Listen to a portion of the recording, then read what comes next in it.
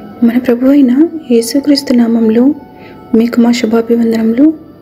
ఈరోజు దేవుని వాగ్దానము, గాఢాంధకారపు లోయలో నేను సంచరించినను ఏ అపాయమునకు భయపడను. నీవు నాకు తోడయుందువు, నీ దుడ్డుకర్రయు నీ దండమును నన్ను ఆదరించును. కీర్తనలు 23:4. Even though I walk through the darkest valley, I will fear no evil, for you are with me.